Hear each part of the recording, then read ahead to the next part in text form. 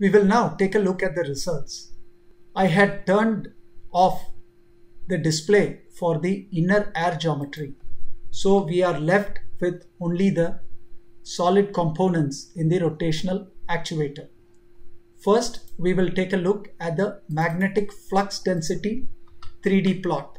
Here is a 3D plot of the magnetic flux density in the model. Next, we can take a section of the same plot so that we can look at a section of the magnetic flux density through the rotational actuators. We can also do a vector plot. You can right click on the magnetic flux density, go to vector plot and say no clipping. Now this gives you a plot of the magnetic flux density where the magnetic field is displayed as vectors.